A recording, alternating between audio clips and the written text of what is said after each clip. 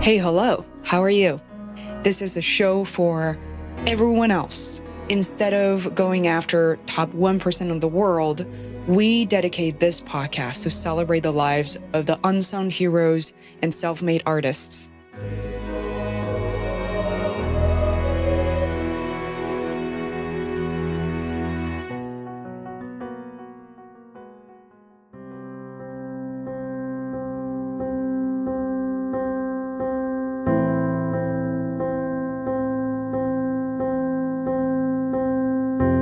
Thankfully, I had built that network over time, and I was able to bring with me not only the vast majority of the team, because most of the team had left Art of Charm and came with me on the new venture, but also I had so many allies.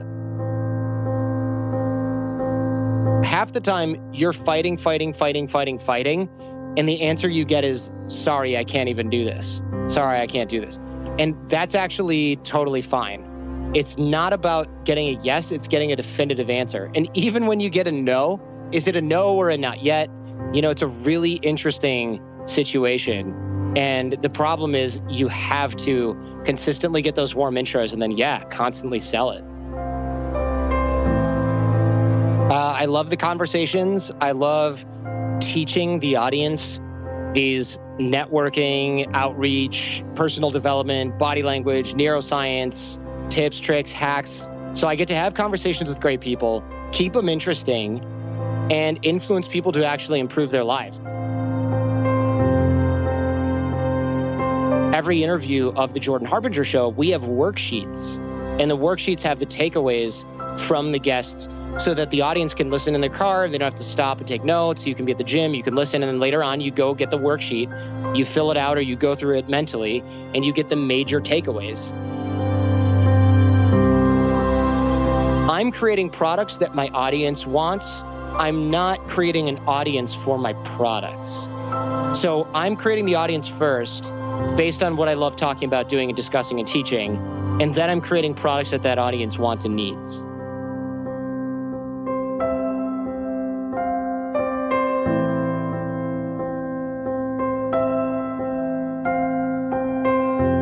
Hi there, this is Fei Wu, and yes, this is a new episode of Feisworld. We're always so excited. We love all our guests equally, as well as our listeners. Today on the show, I'm joined by Jordan Harbinger, but this is going to be a second time around with Jordan because the first time when I interviewed Jordan was, a long time ago, in episode 59. That was more than 100 episodes ago. So who is Jordan Harbinger? If you haven't heard of him, he is once referred to as the Larry King of podcasting, and he is a Wall Street lawyer turned talk show host, social dynamics expert, and entrepreneur. Here's what happened. Rather recently in 2018, because after hosting a top 50 iTunes podcast for over a decade that enjoyed nearly 4 million downloads a month at its peak, Jordan has embarked on a new adventure, the Jordan Harbinger Show, which is what we're going to talk about in this episode. On his new show, he continues to deconstruct the playbooks of the most successful people on Earth and share their strategies, perspectives, and the insights with the rest of us. So in between that episode and this new one, Jordan got married. Yay, go Jordan! And his wife is lovely and an incredible business partner to him. So enjoy this episode. It is very fun, and Jordan teaches us something very useful and meaningful, which is partly the transitions and reflections he has had, stepping out of the previous podcast and moving on to a new one. He gives us insights as to how he ramped up the new podcast so quickly into millions of downloads within months, just months. And also, most importantly, how he keeps in touch with his connections, his weak ties or dormant ties, which you guys have recently heard about on a previous episode with David Burkus. No surprise, David Burkus and Jordan Harbinger are also friends, and they have a lovely podcast recording together, which we'll reference via the blog post of this episode. So please enjoy the second time around with Jordan Harbinger. And this guy is simply charming, and it's always a pleasure to talk to him this. So let us know your feedback. We are at Feisworld everywhere, and our podcast is growing. We have so many new initiatives. We have a documentary in the process. I am working around the clock, serving that very purpose. But check it out. Feisworld has really evolved, and we're a company and we offer many different services to people and businesses. So visit feisworld.com, feisworld.com to learn more. Without further ado, please welcome Jordan Harbinger to the Feisworld podcast.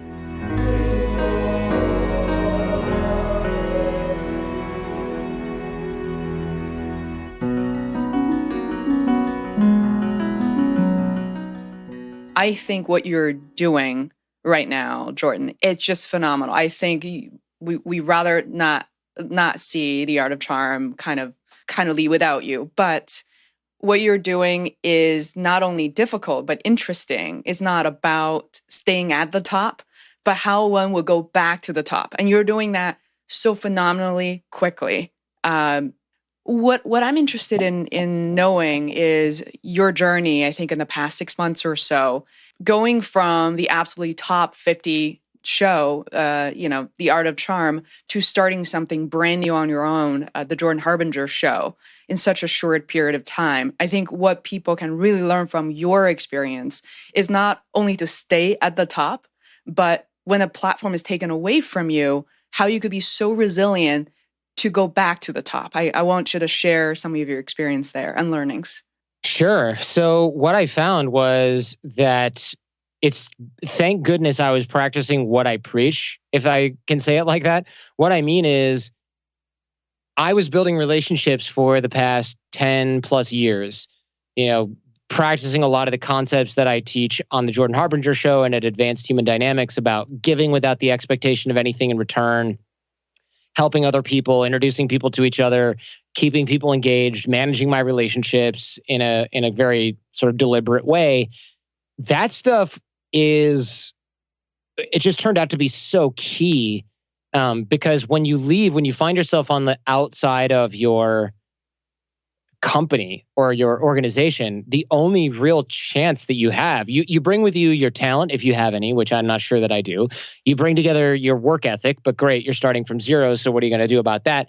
And then you bring your network. And if you don't have one, you essentially have to do everything yourself, right? If you don't have that network. And so thankfully I had built that network over time, and I was able to bring with me not only the vast majority of the team, because most of the team had left Art of Charm and came with me on the new venture, but also I had so many allies. I was able to reach out to Tom Bilyeu at Impact Theory, James Altucher, Jim Quick, all of these amazing folks, and the guys from Art of Manliness, stuff like that, the Mind Pump guys, all these other business shows, and say, look, I'm in a pickle. Would you consider helping me? And instead of going, oh, you're dead to me, you don't have a platform anymore, or, well, I don't know, I'm pretty busy these days. Everyone was like, sure. I mean, I had people almost jumping at the chance because I had been helpful to them in the past, and I had made relationships with a lot of really good people who were very nice, kind-hearted, and good folks. And that was a big deal. That's a big deal because if I hadn't made those relationships, because it's very tempting when you're a business owner, you've got 100 things to do. You know how your social media works. You've got a bajillion people to manage, but the outreach and the relationships thing is kind of a black box that might not ever have any ROI in return on that investment. It's hard to go, oh, you know what I need to do? I need to reach out to people for 20 minutes a day and engage all these other people. I mean, it's so hard to do that. But thankfully, you see the return on that investment. You see that you need to dig the well before you're thirsty. And if you actually do it, it's such a huge win, but it's so easy to procrastinate. Wow. I feel like that's a reminder to me that I feel like I don't spend enough time reaching out to people, especially, people who helped me recently or a year and a half ago and all that. So how much time do you manage that on a daily or on a weekly basis? Like what do you do nowadays that are quite different than what you used to do?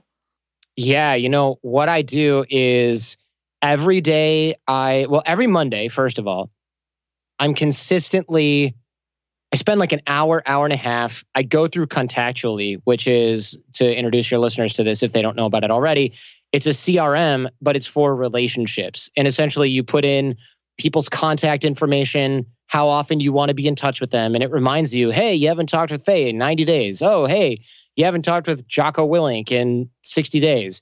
And you set up these buckets and you keep in touch with those people through Contactually. So every Monday I spend an hour, hour and a half reaching out to the people who are in the dashboard, the sort of overdue folks in Contactually. And then I also find that every day itself, 9, 10 a.m., I do what's called text re-engagement and Gmail roulette, where I'll spend literally 5 to 10 minutes, scroll all the way to the bottom of my texts each day, find people that I haven't texted in 8, 9 months, whoever's at the bottom. Those are the oldest texts. And I'll re-engage those people and I'll say, hey, it's been a minute. I think we met at a conference a while ago. Haven't spoken to you in forever. Would love a quick update when you get a chance. No rush, no urgency on this at all. Signed, Jordan Harbinger. And the reason you sign your name is so that they don't go, new phone, who is this? And you also say no rush, no response needed, because people who are selling things, they build urgency, right? They're like, contact me quick for, I have something important to tell you. And then you're like, what? And they're like, buy this stupid health shake, right? But if you're like, hey, no rush, everybody's busy, you don't have to get back to me anytime soon, it actually increases the response rate. So I do that every day. And Gmail roulette is the same thing, but with email. I open up a compose window while I'm in line at Starbucks or whatever, and I type in 2 letters and I type in like AD and it's like Adam Grant. And you're like, oh yeah, sure. You pick the name you recognize, you reach out to them, same scripts. You try to tailor everything, but same basic script. And then you send those along. And the reason that you do both is because people who you have in your email, chances are you don't have their phone number a lot of the time. And people whose phone number you have, generally it's a closer relationship because they trusted you with their number at one point. So that type of thing, if you do both, you do it to 5 people a day in each method, you start re-engaging hundreds of people, 300 or so every month, maybe 200 every month. That's a lot of people. These are dormant and weak ties. And then as those conversations evolve, you can add them to Contactually and keep in touch with them and expand the relationship even more. And so I dedicate time to this because it's a nice way to live, to be able to introduce people to each other. And it's also, you feel good about it. You're able to help other people out. It's a lot of fun. You get to hear about what other people are up to and get a lot of ideas. And another thing is, frankly, you end up with a lot of opportunities. People will text you back a few weeks later and say things like, hey, it was good talking to you a few weeks ago. Turns out my friend's having a conference in the Bay Area. Would you be interested in speaking there? Their keynote just canceled. He's kind of in a pinch. You'd be perfect for it. And I've gotten paid speaking gigs, made a few $1,000, from things like that. I've gotten introduced to people who say, oh, I have a friend who's in that area. He just texted me a few weeks ago. Why don't you meet up with him? And you'll meet some CEO or business owner. Or they'll say, what are you looking for? And I say, high profile guests for my show are always really good. Interesting people are always really good. And they go, you know what? I just came across this amazing CEO. You want an introduction? You really have to play the numbers game when it comes to this kind of thing. And so you don't have the ability to predict who you're going to be able to help or who's going to be able to help you. And so you have to play the numbers game. And the way to do that is text re-engagement, use Contactually, and do the Gmail roulette and really spend at most, honestly, 2 hours a week. And I'm talking about in 5-minute blocks for most of it with the texting and everything. And that stuff will change your life over time, especially. I'm committed. I've been thinking about just putting this on hold, I think, for about 6 months to a year now, and thinking about it almost every week, of reaching back out to people with podcasting. And, I think both of us are for our entire life, are very proactive in connecting with other people. At the same time, just like you, I really hate networking events. So, I think what I learned from that wonderful episode between you and David Burkus is the idea of doing what you just described. So you mentioned Gmail roulette. What was the app that you mentioned with the text message? I just use my texting app. So I just scroll all the way to the bottom of my texts, right? So on an iPhone or Android, if you're looking at the bottom if you're looking at your text, the most recent ones are always on the top. So just scroll all the way down until it won't scroll anymore. And you'll probably find a bunch of spam calls or like text spam, where it's like, click here to get a mortgage quote. You can delete those. In fact, you should just block those callers. And what's funny is when I first started this, I had texts in here from like 3 years ago. I had texts in here that were super, super old. But since I started re-engaging them, they float to the top. You end up with a bunch of folks in here that you haven't talked to in a long time. And even if you're doing this every day and your oldest texts are only a few months old, it's still a really good natural way to keep those people engaged, and you're only doing it a few times for a few minutes a day. So it's a really, really fun and free way to stay in touch with people that you normally wouldn't have. But ideally, you have something like Contactually and you systemize it officially. Mm-hmm.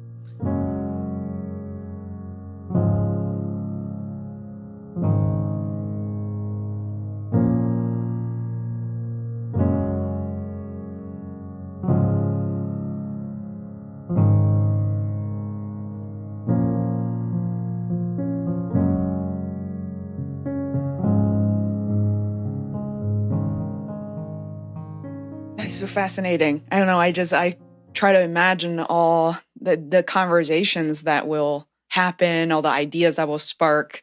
Since I changed my phone, most people have not even text in years. So it will be fascinating to find their number and, like you said, sign my name and just reach out to them and find out what's going on, Yeah, it's important to do this because you have to dig the well before you're thirsty, right? You can't start relationships after you need them. If I started reaching out to people like, hey, I left the Art of Charm and I'm doing the Jordan Harbinger show now.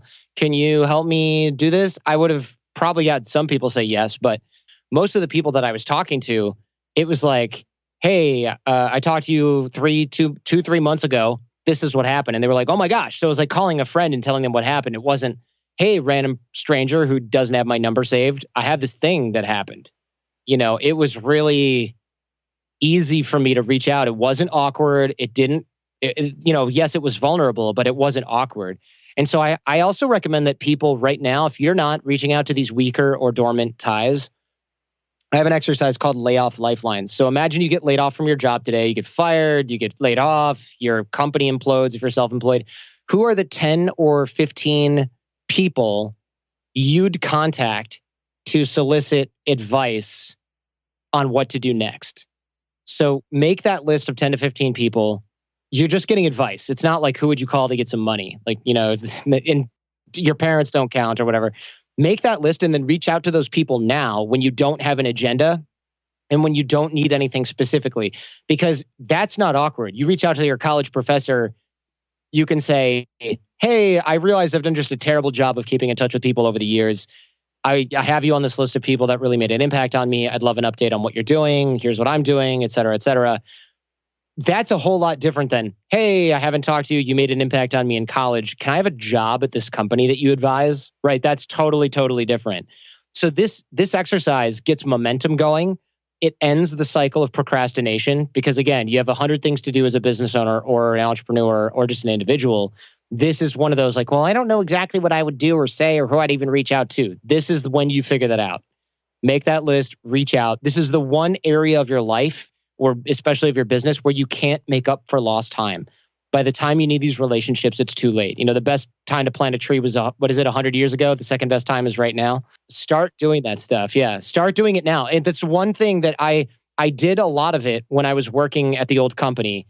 And I'm so thankful that I did. And my only regret is that I didn't start doing it earlier and that I didn't do even more of it.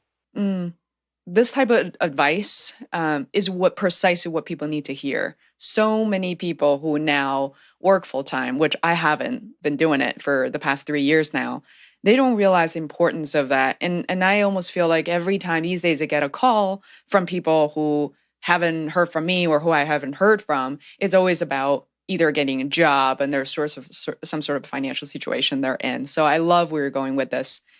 I'm going to just switch gear a little bit. And as I am kind of interested in hearing about the fact that now the Jordan Harbinger show, it's just you now. And it's kind of an adventure you're taking on. There are what I call sort of the unwritten rules for what you want it to be. And there's an opportunity maybe for rebranding it or keeping things the same. What is that process like? I mean, you had to do this very quickly too. So what was that process like to start this new show? It was actually a lot easier than a lot of people probably think. So the first thing that I did was reach out to those same people for advice. I made that list. I'd already been in touch with a lot of folks, but I did make a list regardless of people that I wanted to reach out to for advice. And some of the people on that list were like Norm Pattis, the owner of Podcast One, which is my network. I reached out to, of course, people that would give me emotional support, like good friends, family. I reached out to a lot of other entrepreneurs who I expected. Cam Harold, another entrepreneur. I don't know if you know him. And I reached out to quite a few folks like that. And I said, what do you think I should do? What would you do in my position? And they universally had the same or similar advice. And they said things like, look, keep going. Don't miss a beat. Cam helped me walk through a plan. Norm Pattis said, don't miss a beat. I've seen this happen before. The best thing you can do is keep moving forward. And universally, what a lot of folks said was, you're going to look back on this and you're going to realize this was the best thing that ever happened to you. And I was like, what are you freaking talking about? How is that even possible? And Cam especially, who said, look, I worked at this other company. I got fired after 11 years by somebody I thought was my best friend, et cetera. He goes, that was the best thing that ever happened. He's like, I was burning out. I didn't want to be there, which is exactly where I was with AOC, my old company. And he goes, now I do what I love. I work with people that I love. I love everything that I do, et cetera. And I thought, wow, this is incredible. Because at first I was like, great, fast forward me to the part where this is the best thing that ever happened to me and not like the crappiest situation in the world, And it was quite funny for me to hear that, because for not even 5 months in right now is where we're at. We're literally, actually, I think in a few days we might be like 5 months total. The 5-month quote unquote anniversary or so of this.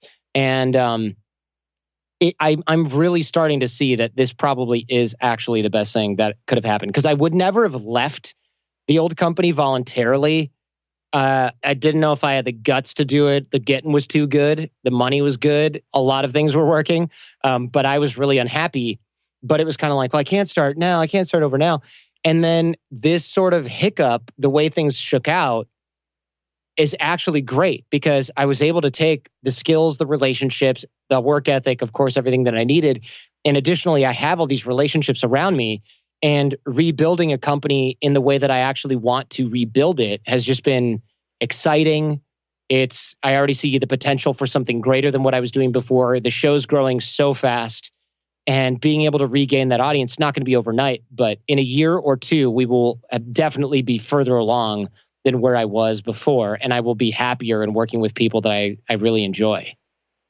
Oh, speaking of the show picking up so quickly, I'm not really a numbers person, but what are some of the numbers that I've heard over the past few months, like subscribers and downloads, I think in the millions, right? So yeah, I mean, you can't tell how many subscribers there are, thanks Apple, but so far, as of right now, I just happen to be on my stats page.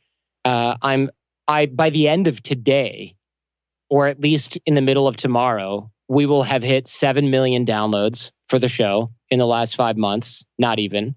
And the last 30 days have gotten 2.9 million downloads in the past month. So if you sort of extrapolate that, the show has just grown ridiculously. It's the middle of the afternoon and I have 97,000 downloads for the day. It's not even a big download day. It's a pretty normal Tuesday. So that's where we're at right now. Now, look, it's not where I was at the peak of the other show when I had it built up to the max, but it's a completely new show with new guests and different marketing and no discernible traffic funnel, no email list. The social started from zero.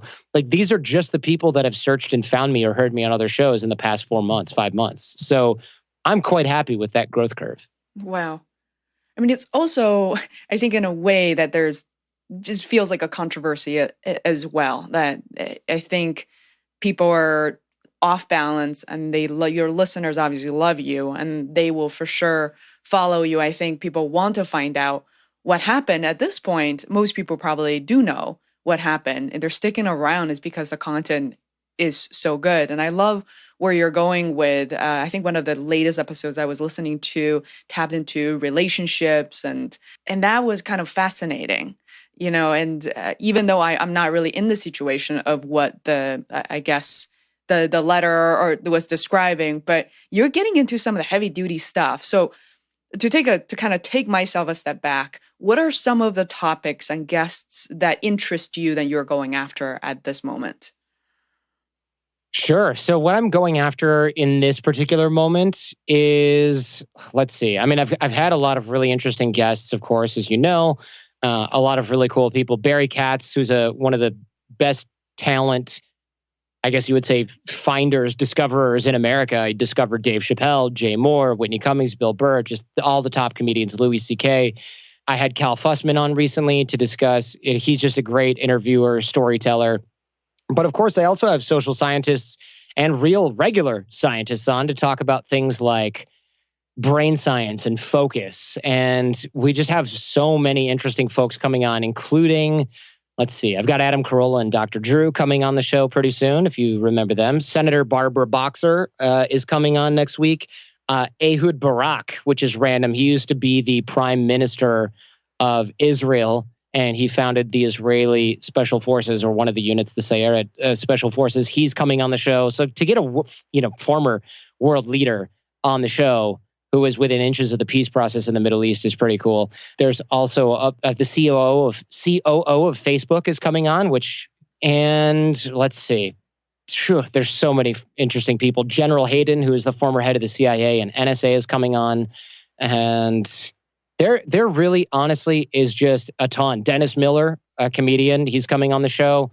Jordan Peterson, who's very controversial right now and often in the news, he's coming on the show. A New York Times reporter who infiltrated ISIS, she's coming on the show.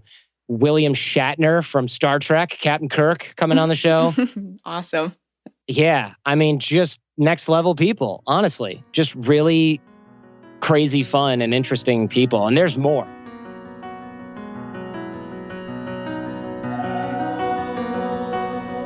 Hi there, it's Faye again. Thanks so much for listening to part 1 of the interview.